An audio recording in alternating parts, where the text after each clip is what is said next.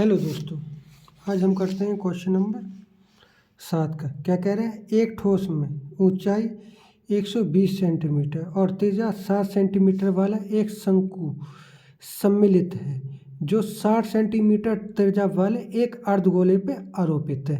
यानी क्या कह रहे हैं? एक ठोस है जिसकी ऊंचाई 120 और त्रिज्या 60 सेंटीमीटर वाला एक शंकु सम्मिलित है जो 60 सेंटीमीटर त्रिज्या वाले एक अर्धगोले पे आरोपित है। तो सबसे पहले हम इतना बना लेते हैं। ये बनाया हमने,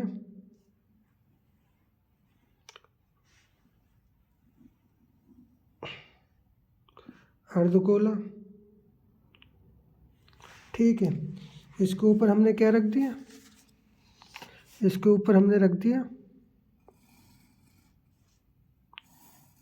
शंकु। ठीक है, अब क्या कह रहे हैं? तो सबसे पहले शंकु की ऊंचाई कितनी दे रखी है? 120 और त्रिज्या क्या दे रखी है? 60 सेंटीमीटर। तो लिखेंगे इसकी ऊंचाई कितनी है शंकु की? 120 सेंटीमीटर। और इसकी क्या नाम है? इसकी त्रिज्या कितनी है? इसकी 60 सेंटीमीटर है। ठीक है, और आगे बढ़ो। और कहता है जो 60 सेंटीमीटर त्रिज्या वाले एक अर्धगोले पर आरोपित है। यानी ये हमारा अर्धगोले पे ये शंकु रखा हुआ है। अब आगे पढ़ो। इस ठोस को, यानी ये इस ठोस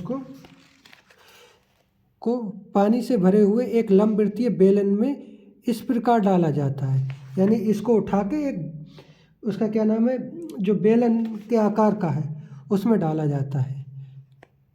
ये बेलन की तली को स्पर्श करता है। यानी ये जो है जो बेलन की तली को स्पर्श करता है। यदि ये बेलन की त्रिज्या 60 सेंटीमीटर ऊंचाई ये है तो बेलन में बचे शेष पानी का आयतन ज्ञात कीजिए। यानी ये कह रहा है कि जो बेलन है उसकी त्रिज्या 60 है तथा ऊंचाई 180 है। यानी जो ये है इसको एक बेलन इधर बना लो, ये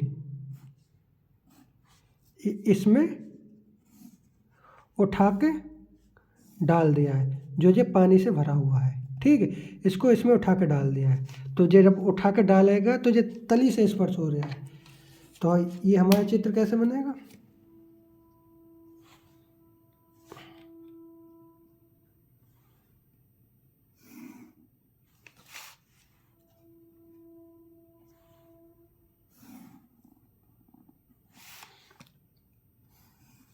ये ऐसे बनेगा।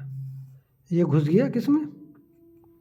बेलन के अंदर। ठीक है, इसकी त्रिज्या कितनी दे रखी है? इसकी त्रिज्या दे रखी है हमें, इसकी त्रिज्या है हमारी 60 सेंटीमीटर और इसकी ऊंचाई कितनी दे रखी है? 180।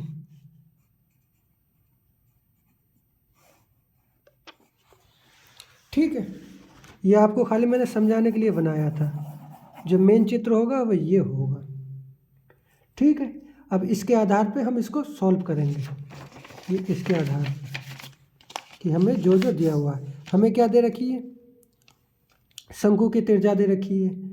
ये शंकु की त्रिज्या, अर्धगोले की भी त्रिज्या है, बेलन की त्रिज्या दे रखी है, बेलन की ऊंचाई दे रखी है और इसका कह रहे हैं शंकु की ऊंचाई दे रखी है। तो हम इधर लिखेंगे, यहाँ पे दिया है। आपको ये चित्र बनाना पड़ेगा। जब तक ये चित्र नहीं बनाओगे ना, आपको नंबर नहीं, इसके नंबर भी कट सकते हैं। तो आपको ये चित्र बनाना होगा, ये इस टाइप का।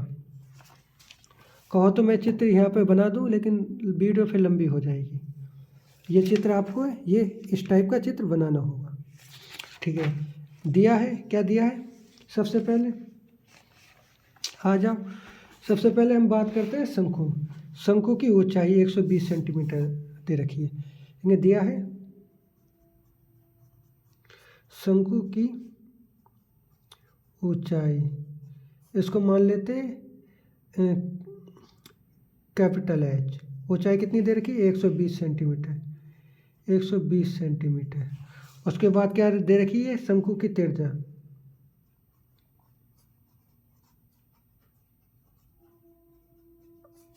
यानी आर बराबर हमें कितना दे रखा है? आर बराबर हमें दे रखा है बस 60 सेंटीमीटर। और अर्धगोले की भी यही त्रिज्या है। अर्धगोले की त्रिज्या आर बराबर हमें कितना देखा 60 सेंटीमीटर। अब बेलन पे आ जा, बेलन की भी यही त्रिज्या, बेलन की भी त्रिज्या 60 दे रखी है। बेलन की त्रिज्या 60 सेंटीमीटर और बेलन की ऊंचाई, बेलन की ऊंचाई कितनी दे रखी है, कैपिटल एच बराबर 180। ठीक है, तो ये पानी से भरा हुआ है। इसमें जब ये डाला गया है तो हमें इसको ज्ञात करने के लिए जो ये बेलन है इसमें पानी भरा हुआ है। अब जब हम शंकु को डालेंगे तो पानी तो गिर जाएगा। ठीक है, हमें उससे कोई लेना देना नहीं। हमें ये देखना है, हमें इसको निकालने के लिए क्या करना पड़ेगा, हमें बेलन के आयतन में से अर्धगोले और शंकु का आयतन घटाना पड़ेगा। यही होगा या नहीं, जो तभी तो शेष बचे पानी का आयतन निकलेगा। जो इसमें पानी बचा हुआ है तो लिखेंगे शेष बचे पानी का आयतन। ठीक है, शेष बचे पानी का आयतन बराबर बेलन का आयतन, बेलन का आयतन माइनस किसका, शंकु का आयतन,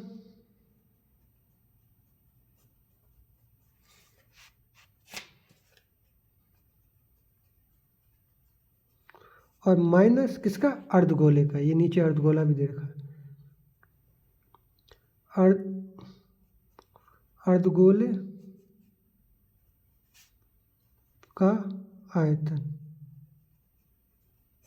ठीक है, तो सबसे बेलन के आयतन का फॉर्मूला क्या होता है, बेलन के आयतन का फॉर्मूला होता है pi r square h, pi r square. बेलन के आयतन को हमने माना है स्मॉल एच, तो इधर वो कैपिटल एच माइनस शंकु के आयतन का फॉर्मूला होता है 1/3 pi r square h, pi r square h, इसको माना। माइनस अर्धगोले का आयतन का फॉर्मूला होता है 2/3, साफ साफ आ रहा है ना, थोड़ा सा ऐसे कर लो, 2/3 pi r cube, pi r cube. तो इसमें से पाई आर स्क्वायर कॉमन ले लो, उसमें भी पाई आर स्क्वायर है, इसमें भी पाई आर स्क्वायर है, तो इधर यहाँ पे लिख के पाई आर स्क्वायर कॉमन ले लो, पाई आर स्क्वायर, ये तुमने कॉमन ले लिया। इसके बाद क्या बचा, इधर बचा एच माइनस 1/3 गुणा इधर बचा स्मॉल एच माइनस 2/3 इधर बचा खाली गुणा 1 आर। वैल्यू रख दो, पाई की होती है 22/7 गुणा आर कितना दे रखा है 60 गुणा 60। अब इधर आ जा, एच की वैल्यू कितनी दे रखी है 180 माइनस एच 1/3 गुणा एच कितना दे रखा है 120। ये कैपिटल बड़ा वाला एच 180 है और स्मॉल वाला एच 120 है। ठीक है, माइनस 2/3 गुणा आर कितनी दे रखी है 60 सेंटीमीटर, 60 आ जाएगा, तो 3 चौक 12, ये इधर 40 आ जाएगा, 3 दूनी 6, तो इधर 20 आ जाएगा। तो यानी 22/7 गुणा 6 की 6 से गुणा करोगे तो 36 और 2 जीरो ये आ जाएंगे 3600। इधर क्या हो जाएगा, इधर हो जाएगा 180 माइनस 1 गुणा ये 40 माइनस 2 गुणा 20, ये हो जाएगा। और इसका क्या नाम है 3600 के अगर 22 से गुणा करेंगे तो हमारा आ जाएगा 792/7 और इधर गुणा में ये क्या है, ये हो गया 180 माइनस ये इधर कितना आ गया 40 और माइनस के ये 2 20 दूनी 40। ठीक है, यानी 79200/7 गुणा 180 में 180 माइनस 20 वो 40, ये माइनस के 80 हो गए, माइनस माइनस आपस में जुड़ जाते हैं, यानी 79200/7 गुणा 180 में से 80 गए, बचे 100।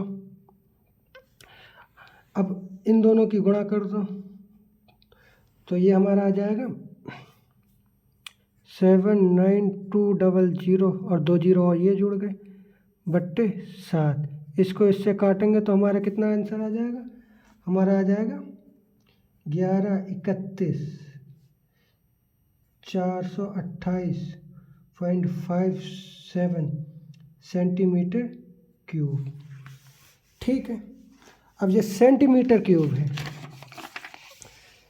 इसको हम मीटर क्यूब में कन्वर्ट करेंगे। तो इसको हम कैसे करेंगे,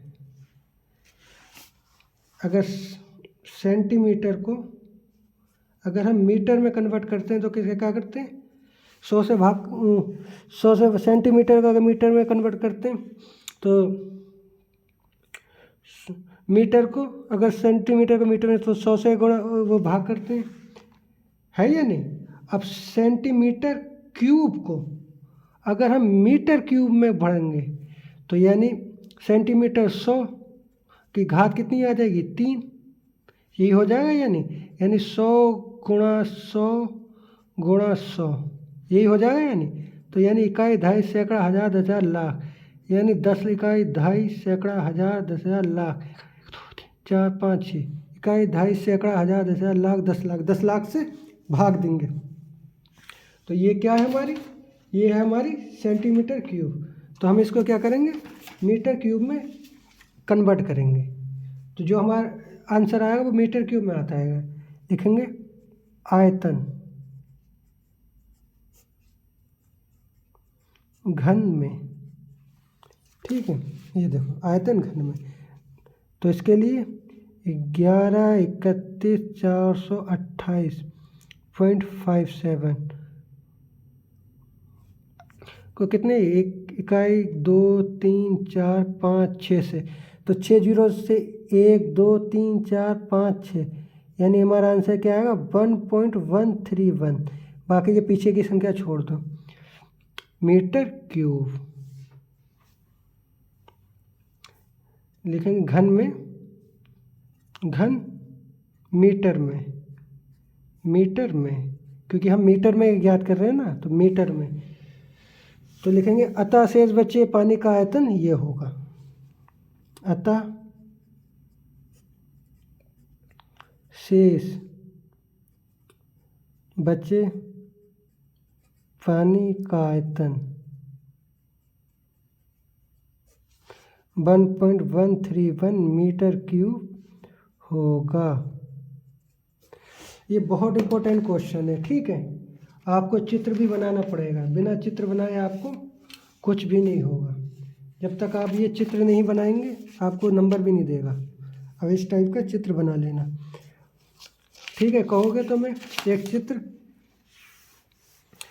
कृपया हमारे चैनल को लाइक करें, शेयर करें और सब्सक्राइब करें। धन्यवाद।